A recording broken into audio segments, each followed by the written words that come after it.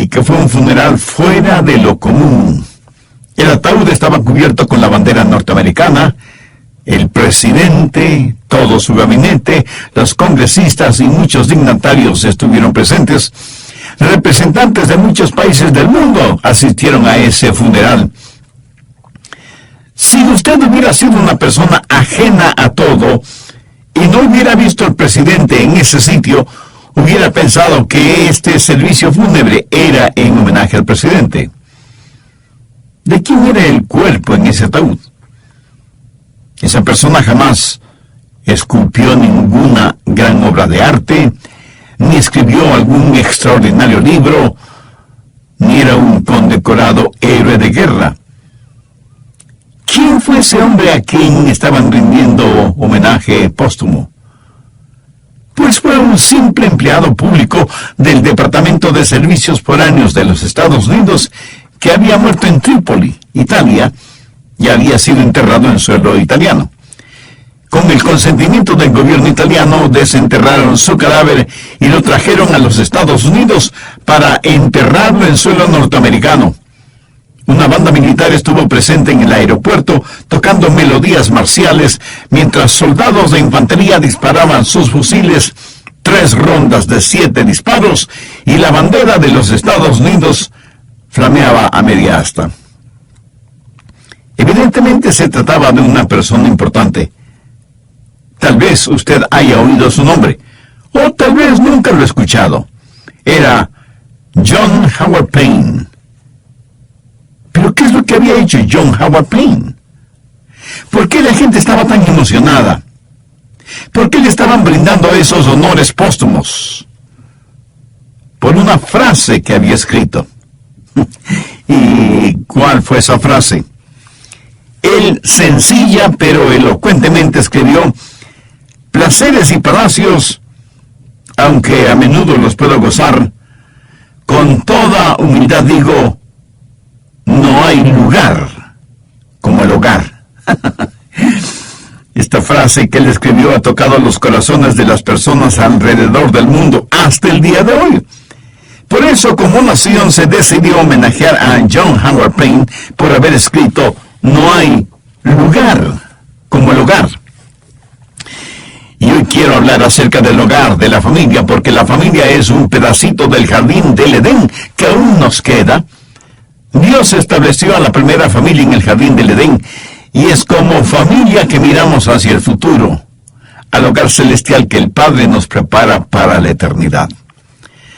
Los antropólogos y sociólogos y sabelotodólogos nos dicen que la familia de alguna manera surgió del pantano y cieno de la evolución, y que a través de graduales procesos evolutivos en la biología y la sociología se formó la familia. ¿Cree usted eso? Yo no lo creo. La familia tuvo su origen en el corazón y la mente de Dios. Fue la primera institución que Dios formó para responder a las más profundas necesidades físicas, sociales, espirituales y fisiológicas de la humanidad. Es vital que entendamos la importancia de la familia, porque los hijos deben nacer en el seno de una familia. Un niño en la familia desarrolla su propio concepto de lo que es el hogar. Un niño sin hogar no tiene ese beneficio. No sabe quién es o qué es. No tiene autoconciencia. Es dentro del hogar que un niño o una niña aprende quién es, qué es lo que puede hacer y qué es lo que se espera de él. El alma de un niño se forma dentro del seno de la familia. Y es dentro de la familia que los hijos desarrollan un sentido de seguridad, de confianza. Es dentro del hogar que los hijos aprenden a ser amados, aprenden que son dignos, aprenden que son valiosos. Un hijo mira el rostro de sus padres y ve en los ojos de su madre eso que intuye es amor. Y se siente apreciado porque su madre le ama, porque su padre le ama. Un niño adquiere el concepto de sí mismo en el hogar, adquiere el concepto de la familia en el hogar, y cuando en el hogar hay parámetros y limitaciones y reglas y disciplina, los hijos aprenden que no son ellos mismos la ley. Aprenden que tienen que saber convivir con los demás miembros de la familia. Y van aprendiendo respeto a la autoridad. La Biblia dice que un hijo dejado a su voluntad será una vergüenza para sus padres. Busque Proverbios 23, los versos 13 y 14. No rehúses corregir al muchacho, porque si lo castigas con vara, no morirá. Lo castigarás con vara y librarás su alma del Seol. Es en el seno del hogar que nuestros hijos adquieren el concepto de Dios. Se hace referencia a Dios como Padre. Y si nuestros hijos no reciben amor, misericordia, gracia y cuidados, el concepto de ellos acerca de Dios será totalmente torcido. La familia es la unidad básica de la sociedad, y por eso es que Satanás, desde el jardín del Edén hasta nuestros días, ha declarado la guerra a la familia. Por eso es que muchos seriamente preocupados preguntan, ¿hay algún futuro para la familia? ¿Es la familia una institución que continuará existiendo o llegará a pasar con la familia lo que ha pasado con los mastodontes y los dinosaurios que han desaparecido? ¿Se volverá la familia solo una reliquia de otra época? Mi amigo, hay ciertas cosas en la vida que son absolutamente no negociables. Ciertas cosas que debemos aprender si es que queremos que haya un futuro para nuestras familias. Y si es que no hay un futuro para las familias, entiéndalo muy claramente. No habrá un futuro para nuestra sociedad, no habrá un futuro para nuestros países, no habrá un futuro para el mundo. Bien, el capítulo 5 de Deuteronomio es como una repetición de los 10 mandamientos que encontramos en Éxodo 20. Se podría decir que es para reforzarlos. Pero en Deuteronomio 5:29, Dios dice lo siguiente en lo concerniente con su pueblo. ¿Quién diera que tuviesen tal corazón, que me temiesen y guardasen todos los días todos mis mandamientos, para que a ellos y a sus hijos les fuese bien para siempre?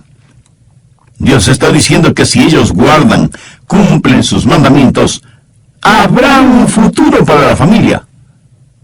Creo que todos conocemos los 10 mandamientos, y cuando digo conocer, admito que esto no significa necesariamente que los obedecemos.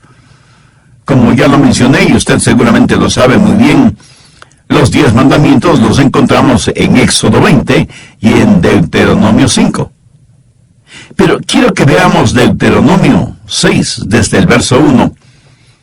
Estos pues son los mandamientos, estatutos y decretos que Jehová vuestro Dios mandó que os enseñase, para que los pongáis por obra en la tierra a la cual pasáis vosotros para tomarla, para que temas a Jehová tu Dios, guardando todos sus estatutos y sus mandamientos que yo te mando, tú, tu hijo, y el hijo de tu hijo, todos los días de tu vida. Aquí Dios está hablando del futuro para la familia. Ahora, ¿por qué debemos guardar, obedecer y cumplir sus mandamientos? El final del verso 2 tiene la respuesta. Para que tus días sean prolongados. Veamos el verso 3. Oye pues, oh Israel, y cuida de ponerlos por obra para que te vaya bien en la tierra que fluye leche y miel, y os multipliquéis, como te ha dicho Jehová, el Dios de tus padres. El verso 4 es tal vez el más importante para un judío ortodoxo o el más importante en las Escrituras. Oye Israel, Jehová, nuestro Dios, Jehová uno es.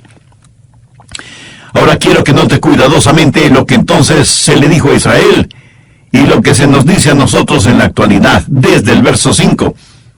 Y amarás a Jehová tu Dios de todo tu corazón y de toda tu alma y con todas tus fuerzas. Y estas palabras que yo te mando hoy estarán sobre tu corazón y las repetirás a tus hijos y hablarás de ellas estando en tu casa y andando por el camino y al acostarte y cuando te levantes, y las atarás como una señal en tu mano y estarán como frontales entre tus ojos y las escribirás en los postes de tu casa y en tus puertas. Esto es lo que Dios dice que debemos hacer para el futuro de la familia. Por lo tanto, debemos instruir a nuestros hijos para que como familia, como sociedad, como nación, tengamos un futuro. Al respecto, quiero que note algunos puntos muy importantes. Primero, el hogar es la universidad de la vida. Dios dice que sus mandamientos deben ser enseñados en el hogar, en el seno de la familia. Dios no dio estos mandamientos al gobierno, aunque los gobiernos deberían guiarse por ellos. Dios no dio estos mandamientos a la industria, aunque todos los industriales deberían aprender de ellos. Dios no dio estos mandamientos al sistema educativo, aunque la educación puede beneficiarse de ellos. Dios dio estos mandamientos a la familia. Entiende el texto y el contexto para que no tenga ningún pretexto. El plan prioritario de Dios es que la fe debe ser transmitida de los padres a los hijos. Nuestros hijos deben ver nuestra fe en Dios, en todo lo que hagamos, en todo lo que decimos. La atmósfera o medio ambiente en el cual nuestros hijos crecen debe estar saturada de piedad, basada en el cumplimiento de los 10 mandamientos. Y porque la familia es el centro, el corazón, el núcleo, el diablo ha declarado una guerra feroz y sin cuartel contra la familia. Segundo, los padres son los profesores en esta universidad. Los padres, y con esto quiero decir papá y mamá, son los profesores. Mire la primera parte del verso 7. Y las repetirás a tus hijos. En algunas versiones bíblicas, la palabra repetirás está traducida muy correctamente como enseñarás. ¿Sabe lo que muchas veces es un delincuente juvenil? Es un jovencito o una jovencita tratando de actuar como sus padres. Muchas veces hablamos de hijos irresponsables cuando el verdadero problema son los padres irresponsables. Padres y madres que no hacen lo que deberían hacer como padres y han botado a la basura sus responsabilidades. Ahora, como profesor o profesora en esta universidad de la vida, ¿qué cualidades y calificaciones debe tener? El verso 5 lo dice: y amarás a Jehová tu Dios de todo tu corazón y de toda tu alma y con todas tus fuerzas. ¿Lo ve? Esto es un requisito indispensable para ser un profesor o profesora en la universidad de la vida. Ustedes como padres, como profesores, deben entender lo siguiente: hay un control central en cada hijo. Y usted no puede controlar el control central de su hijo o de su hija, porque ellos son los que controlan ese control central. ¿Sabe qué? Dios no va a pasar por encima de ese control.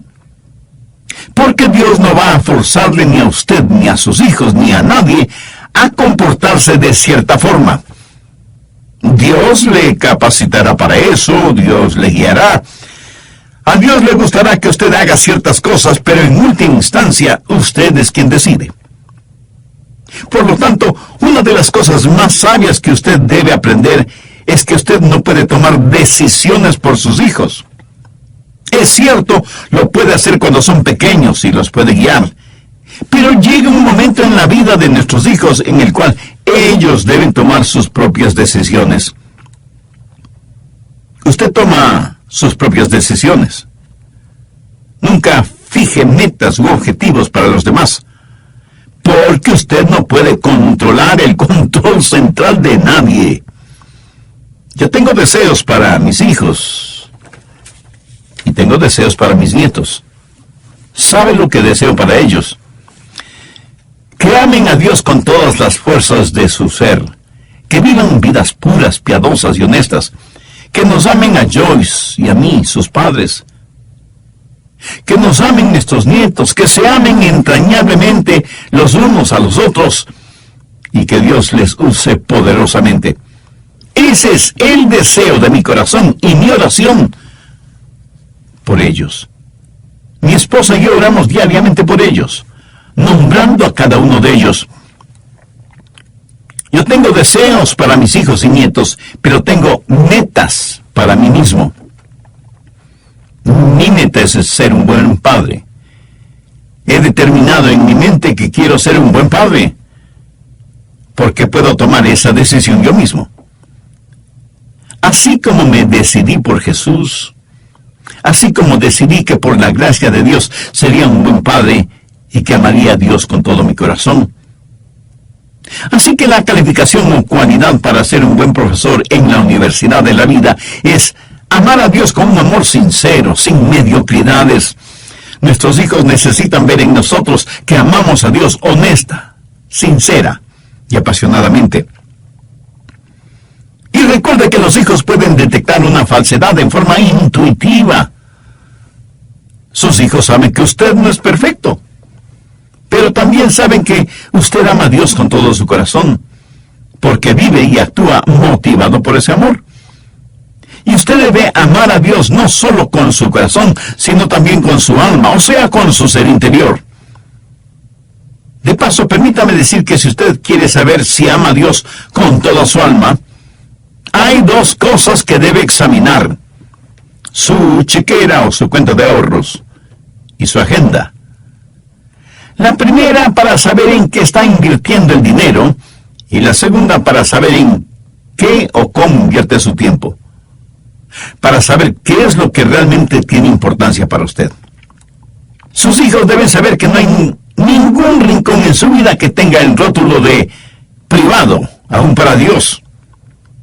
Y esto tiene que ver con lo que lee, la música que escucha, sus canales favoritos en la televisión, las páginas de la internet que consulta, las diversiones que tiene, etc. Y comenzaré haciendo un breve resumen de lo que estudiamos en el programa anterior en relación con el futuro de la familia. Dije que la familia es la unidad básica de la sociedad y por eso es que Satanás, desde el jardín del Edén hasta nuestros días, ha declarado la guerra a la familia. Por eso es que muchos seriamente preocupados preguntan: ¿hay un futuro para la familia? ¿Es la familia una institución que continuará existiendo? ¿O llegará a pasar con la familia lo que ha pasado con los mastodontes y los dinosaurios que han desaparecido? ¿Se volverá la familia solo una reliquia de otra época? Amigo, hay ciertas cosas en la vida que son absolutamente no negociables. Ciertas cosas que debemos aprender si es que queremos que haya un futuro para nuestras familias. Y si es que no hay un futuro para las familias, entiéndalo muy claramente, no habrá un futuro para nuestra sociedad, no habrá un futuro para nuestros países, no habrá un futuro para el mundo. Y vimos ya dos principios importantes. Primero, el hogar es la universidad de la vida. Y segundo, los padres son los profesores en esta universidad. Tercero, los 10 mandamientos son el plan de estudios. En el capítulo 5 de Deuteronomio tenemos los 10 mandamientos. Y en el capítulo 6 dice que los padres deben enseñar esos mandamientos y estatutos a sus hijos y nietos. Ahora, permítame decir algo en forma muy enfática. Los 10 mandamientos no son accidentales ni incidentales, son fundamentales, dados primordialmente a los padres para que los enseñen a sus hijos y nietos en el seno de la familia. Estos mandamientos son sólidos como el acero, pero no son frías y rígidas restricciones. Son leyes liberadoras de vida. Son las paralelas sobre las cuales el tren de la vida con el núcleo de la familia debe recorrer. En la actualidad, muchos cristianos evangélicos están molestos y se quejan porque los 10 mandamientos ya no se exhiben en los salones de clases de escuelas y colegios. Y estoy de acuerdo en que eso es muy triste. Pero pregunto, ¿cuántos de ustedes tienen los 10 mandamientos en la sala o el dormitorio de sus hijos o aunque sea en el garaje o el sótano de su casa, o en algún lugar en donde constantemente todos los miembros de la familia puedan leerlos. Al respecto, Dios les dio a los israelitas órdenes concretas y precisas. Veamos Deuteronomio 6:9. Y las escribirás en los postes de tu casa y tus puertas. ¿Para qué? Pues para que todos los miembros de la familia, al salir de la casa o al entrar en la casa, pudieran leerlos. Dios nos ha dado los 10 mandamientos como directrices espirituales y morales, y nunca tendremos familias exitosas a menos que les enseñemos los parámetros divinos a nuestros hijos y nietos. Mi amigo, en la sociedad actual en la que vivimos, no es suficiente el decir a nuestros hijos, porque yo lo digo. Más bien, con la Biblia en la mano, debemos decirles: mira, hijo o hija, esto es lo que Dios enseña en su palabra. Ahora, esto no significa que usted no ponga ciertos límites, porque si nuestros hijos no tienen ciertas reglas, ciertas restricciones, van a crecer con un sentido de inseguridad. Y desde ya debo decirles que ellos empujarán y probarán esos límites. Eso es normal y natural, y no hay nada de malo en eso. Eso es instintivo en la vida. Así que no se sorprenda ni se escandalice, ni piense que sus hijos están tratando de pisotear su autoridad cuando ellos empujan esos límites. Están tratando de ver cuán firme es usted en hacer respetar esas reglas. Oh, es cierto, se enojarán con usted, le llamarán anticuado, fuera de moda, incluso le dirán que le odian. Pero íntimamente le admirarán porque usted hace cumplir los límites impuestos y en cierta forma les ayuda a tener disciplina en sus vidas. Permítame añadir algo más al respecto. Una vez que ha hecho conocer a sus hijos cuáles son los límites, no tiene que estar luchando siempre con sus hijos para que los cumplan. Usted, en consejo familiar, les dice: hijos, en este hogar tenemos ciertos límites, ciertas reglas, por las cuales nos regimos todos. Así ellos saben que esos límites no tienen una dedicatoria especial para ellos, y pudiera ser que los acepten con gusto y hasta con agradecimiento. Pero si usted no establece esos límites, será un largo y arduo camino el que recorrerá en la educación de sus hijos. Y cada vez que ellos argumenten con usted irá bajando sus estándares, porque no puso límites y reglamentos claros y definitivos desde un principio. Los 10 mandamientos son, pues, el plan de estudios. Cuarto, los hijos son los estudiantes. El verso 7 dice: ese plan de estudios debe ser enseñado a nuestros hijos. ¿Cuándo hay que enseñarles eso? Pues lo más tempranamente posible y en todo lugar. Y hablarás de ella.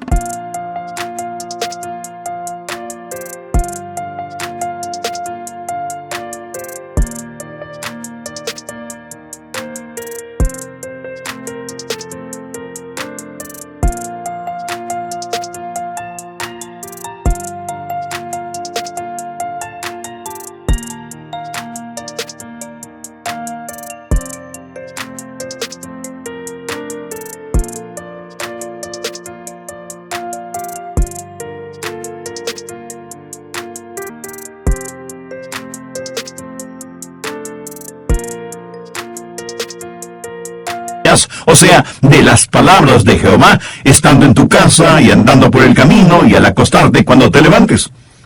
En simple español, eso significa siempre. Ahora, siendo que nuestros hijos son los estudiantes, necesitan saber que ya están inscritos en esta universidad de la vida. Y están inscritos desde muy temprana edad. Francisco Javier fue un muy conocido educador católico, y él alguna vez dijo: permítanme educar a sus hijos hasta los 7 años de edad. Después de eso, les puede enseñar cualquiera. Lo que está diciendo es que el carácter de un niño o una niña está formado para cuando cumple sus 7 años de edad. Una señora le preguntó a su pastor: pastor, ¿cuándo debo empezar el entrenamiento espiritual de mi hijo? Y el pastor a su vez le preguntó: ¿y qué edad tiene su hijo? Ella le dijo: pues, tiene 5 años de edad. Y el pastor, sin ningún titubeo, le dijo: hermana, usted está atrasada 5 años. Y yo diría 5 años y 9 meses, porque los hijos deben ser entregados a Dios antes de que nazcan. Dios le ha dado a usted hijos para que los críe, los eduque e instruya. Ese es su sagrado deber y responsabilidad. No es la responsabilidad ni del gobierno ni de la iglesia, de la denominación que sea, el criar a sus hijos. Quinto, la vida es el laboratorio. Veamos nuevamente Deuteronomio 6, los versos del 7 al 9. Y las repetirás a tus hijos, y hablarás de ellas estando en tu casa y andando por el camino y al acostarte, y cuando te levantes, y las atarás como una señal en tu mano, y estarán como frontales entre tus ojos, y las escribirás en los postes de tu casa y en tus puertas. ¿Cómo se debe enseñar la palabra de Dios? Primero, la palabra de Dios debe ser enseñada convincentemente. ¿Qué es lo que dice el verso 6? Y estas palabras que yo te mando hoy estarán sobre tu corazón. Y no se necesita ser un científico para entender que si la palabra de Dios no está en su corazón, pues usted no tiene nada para enseñar. Porque como bien dice el refrán popular, nadie puede dar lo que no tiene, ni enseñar lo que no sabe. Aunque ahora, en nuestro mundo actual, se puede hacer lo primero, y con falsos diplomas académicos, aún los ignorantes están enseñando su ignorancia. Si usted como padre o como madre creyente quiere enseñar honestamente a sus hijos y nietos la palabra de Dios, primero asegúrese de que usted conoce los estatutos, las órdenes, los mandamientos y en general la palabra de Dios. El Salmo 112, los versos 1 y 2 dicen: bienaventurado el hombre que teme a Jehová, y en sus mandamientos se deleita en gran manera. Su descendencia será poderosa en la tierra. La generación de los rectos será bendecida. ¿Sabe que mi esposa y yo no solo oramos por nuestros hijos y nietos, sino también por nuestros bisnietos? Aunque a lo mejor no lleguemos a conocerlos en la tierra. Porque ellos serán nuestra semilla, nuestros descendientes en este mundo. Segundo, la palabra de Dios debe ser enseñada creativamente. El verso 7 dice: y las repetirás a tus hijos, y hablarás de ellas estando en tu casa, y andando por el camino, y al acostarte, y cuando te levantes. Y no es cuestión de que usted y su familia súbitamente se vuelvan religiosos, y tratan de aprender a toda velocidad algunas cosas de la palabra de Dios. Tratan de lograr en una semana o en un mes lo que toma toda una vida: conocer la palabra y la voluntad de Dios. Hay que ser creativos en la enseñanza de todo el consejo de Dios. No lea usted solo la Biblia, a menos que sea parte de sus devociones personales. Pero cuando está con toda su familia, asigne a cada miembro de su familia, incluyendo a los hijos que ya saben leer, una porción bíblica o un versículo. Cuénteles historias bíblicas. como cosas reales y verídicas, y no como relatos de ciencia ficción. Invente juegos bíblicos, memorice versículos, escuche con su familia buena música cristiana, asista con sus hijos a conciertos juveniles que no sean solo un espectáculo tipo Hollywood, sino que sea algo que en verdad trae honor y gloria a Dios. Si quienes no conocen a Dios son tan creativos al presentar sus ideas en todos los niveles de la actividad humana, ¿somos nosotros, llenos del Espíritu de Dios, menos creativos que ellos? Hay que enseñar la Biblia creativamente. Tercero, hay que enseñar la palabra de Dios consistentemente. ¿Cuántos de ustedes son consistentes y diligentes enseñando, instruyendo a sus hijos? Busque Isaías 28, los versos 9 y 10. ¿A quién se enseñará ciencia? ¿O a quién se hará entender doctrina? ¿A los destetados? ¿A los arrancados de los pechos? Porque mandamiento tras mandamiento, mandato sobre mandato, renglón tras renglón, línea sobre línea, un poquito allí y otro poquito allá. Mi amigo, esa es la forma de enseñar la palabra de Dios. Ahora, reconozco que esto no es nada fácil, pero ninguna cosa que realmente vale la pena es fácil. Pero la fuerza acumulativa de esta forma de enseñanza será extraordinaria, con dividendos espirituales eternos. Cuarto, hay que enseñar la palabra de Dios conversacionalmente.